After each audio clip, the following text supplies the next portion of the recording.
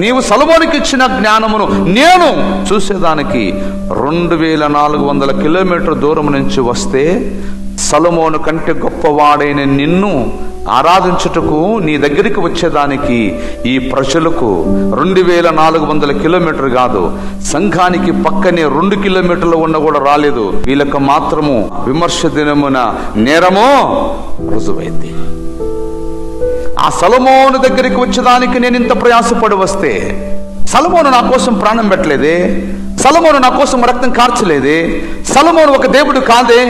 కానీ యేసయ్య, నీవు దేవుడుగా మనిషి కుమారుడిగా లోకానికి వచ్చి వీళ్ళందరి కోసం ప్రాణం పెట్టావు, రక్తం కార్చావు. వీరందరూ కూడా పరలోక రాజ్యానికి వారసులుగా చేసేదానికి, పరిశుద్ధపరచుటకు నువ్వు సిలువలో యాగమైతే, నీ దగ్గరకు వచ్చేదానికి వీళ్ళకు కాలు కూడా రావట్లేదు కదా. 2400 కిలోమీటర్ నుంచి నేను వస్తున్నాను, కనీసం 2 కిలోమీటర్ల నుంచి మందిరానికి కూడా రావట్లేదు. రేపు ఒకవేళ ఆమె రుజువు చేసినప్పుడు తప్పించుకునే దానికి అవుతా నువ్వు సాకులు చెబుతారు. మేము ఇల్లు విడిచిపెట్టి రాలేకపోతున్నామంటే ఆమె రాజ్యాన్ని విడిచిపెట్టి, ఆ రాజ్యంలో అటువంటి ఇల్లు ఎన్నో ఉంటే రాజ్యాన్ని విడిచిపెట్టి వచ్చింది. శేబాదేశపు రాణి సవాలు కాదా మనకి?